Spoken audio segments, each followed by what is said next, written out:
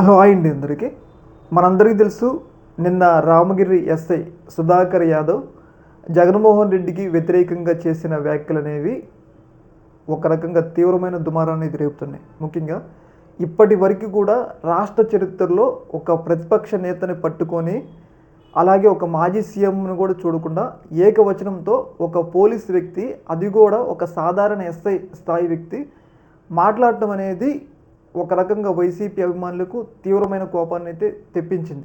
అయితే దీనివల్ల వైసీపీ అభిమానులు ఈ యొక్క ఎస్ఐ మీద ఫోకస్ చేశారు. ముఖ్యంగా ఈ ఎస్ఐ ఏం చెప్పిండు అంటే, జగన్మోహన్ రెడ్డి గారికి కౌంటర్ ఇచ్చేటప్పుడు, మేము ఎంతో కష్టపడి ఈ జాబ్ తెచ్చుకున్నాం, అలాగే రన్నింగ్లు ఎగ్జామ్లు అన్నిటి క్వాలిఫై అయ్యి కూడా ఈ జాబ్ మేము ఈరోజు ఉన్నాం, మీరు తీసేస్తా అంటే తీసేయడానికి ఇదేమి అరటి తొక్క కాదు అని కౌంటర్ ఇచ్చిండు. అర్థమైందా? ఏకవచనంతో కౌంటర్ ఇచ్చిండు. ఈ విషయం అనేది జగన్మోహన్ రెడ్డి అభిమానులకి తీవ్రస్థాయి కోపాన్ని తెప్పించింది. ఒకవేళ నువ్వు కౌంటర్ ఇస్తే గౌరవప్రదంగా కౌంటర్ ఇవ్వు. అర్థమైందా? జగన్మోహన్ రెడ్డి గారు, మీరు మాట్లాడింది తప్పు, మేము సరిగ్గానే పనిచేసినాం అని చెప్పు. ఎలాంటి ఎవరికి ఏ ప్రాబ్లం ఉండదు. కానీ ఒక ప్రతిపక్ష నేత, అలాగే ఇప్పటికీ కూడా 40% ఓటు బ్యాంకింగ్, ఇప్పటికీ కూడా 1.5 కోటి మంది జగన్మోహన్ రెడ్డికి ఓటేశారు. అలాగే 11 మంది ఎమ్మెల్యేలకు ఒక ఫ్లోర్ లీడర్. అర్థమైందా? ఒక ఎమ్మెల్యే ఇన్ని క్వాలిఫికేషన్స్ పెట్టుకొని ఒక వ్యక్తి, అలాగే భవిష్యత్తులో కూడా ముఖ్యమంత్రి కావడానికి అవకాశం ఉన్న జగన్మోహన్ రెడ్డి గారిని ఏకవచనంతో మాట్లాడటం అనేది వైసీపీ అభిమానులకు తీవ్రస్థాయి కోపాన్ని తెప్పించింది. అర్థమైందా?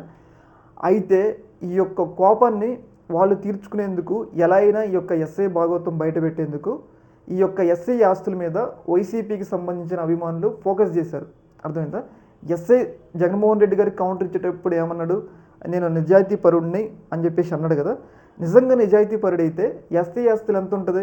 మహా అయితే ఒక 20 లక్షలు, ఆయన జాబ్ సర్వీస్లో అన్ని ఖర్చులు పోను ఒక 20 లక్షలు బ్యాంక్ బ్యాలెన్స్ ఉంటుంది, అంతకన్నా ఎక్కువ ఉండదు. అర్థమైందా? కానీ ఇప్పుడు ఈ యొక్క ఎస్ఐ ఎంత ఆస్తులు సంపాదించండు? నిజంగా నిజాయితీ పరుడైతే ఆయన ఆస్తులు ఎన్ని అంటే ఎలా సంపాదించండు? నిజంగా నిజాయితీ పరుడైతే ఎలా ఇన్ని ఆస్తులు సంపాదించుడు అంటే, ఇప్పుడు ఎస్ఐకి చాలా ఆస్తులు ఉన్నాయంట. ఎందుకంటే గ్రౌండ్ లెవెల్లో వైసీపీ అభిమానులు ఉంటారు కదా, వాళ్ళు చెప్తున్నారు ఏంటి అంటే, నువ్వు నిజంగా నిజాయితీ పరుడు అంటున్నావు కదా, మరి నీ ఆస్తులు ఎన్ని? నువ్వు నిజాయితీగా ఓన్లీ శాలరీ మీద సంపాదించితే నీ ఆస్తులు ఎంత ఉంటాయి? మా అయితే ఒక 20 లక్షలు ఉంటాయేమో. అర్థమైందా? 20 లక్షలు ఒక ఇల్లు, అంతకన్నా ఎక్కువ ఉండదు.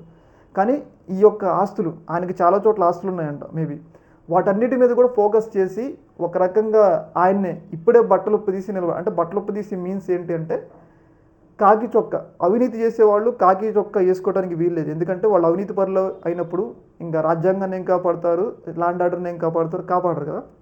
అయితే జగన్మోహన్ రెడ్డి అలా అంటే వాళ్ళు నిజంగానే బట్టలు ఉడదీస్తారని చెప్పేసి అనుకున్నారు.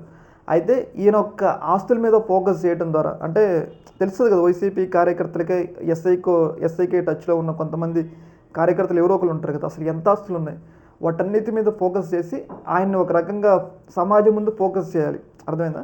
ఫోకస్ చేయడం ద్వారా ఆయన ఎంత నిజాయితీ పరుడో తెలుస్తుంది కదా, ప్రజలకు తెలుస్తుంది కదా. దానివల్ల ఆయన హిపోక్రసీని ఎక్స్పోజ్ చేసి ప్రజల ముందు నిలబెట్టాలని చెప్పేసి, ముఖ్యంగా జగన్మోహన్ రెడ్డి కాకపోయినా కానీ వైసీపీ కార్యకర్తలు చాలా పెద్ద ఎత్తున కోరుకుంటున్నారు. ఎందుకంటే జగన్మోహన్ రెడ్డి గారిని ఒక ప్రతిపక్ష నేతని కూడా చూడకుండా ఏకవచనంతో మాట్లాడటం అనేది జగన్మోహన్ రెడ్డి అభిమానులకు తీవ్రస్థాయి కోపాన్ని తెప్పించింది. అర్థమైంది కదా.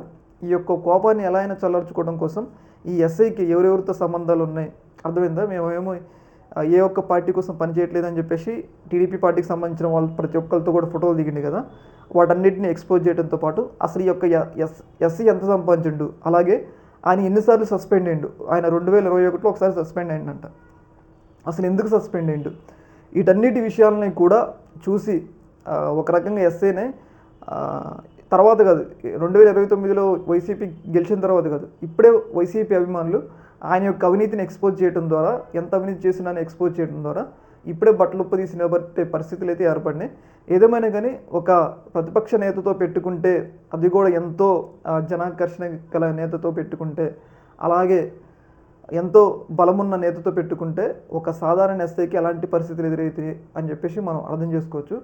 ఒక ఐపీఎస్ అధికారులే మాజీ ముఖ్యమంత్రులు మాట్లాడటానికి భయపడతారు. అలాంటిది ఒక ఆఫ్టర్ ఒక ఎస్ఐ నిజంగా జాబ్ మీద ప్రేమ ఉన్నట్లయితే అసలు అలా మాట్లాడు, కానీ అలా మాట్లాడిండు.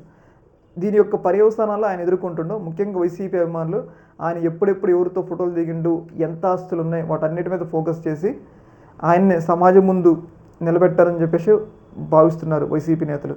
ఈ యొక్క అంశంలో మీ యొక్క అభిప్రాయం కింద కామెంట్ తెలియజేయండి. ఓకే మరి థ్యాంక్ యూ.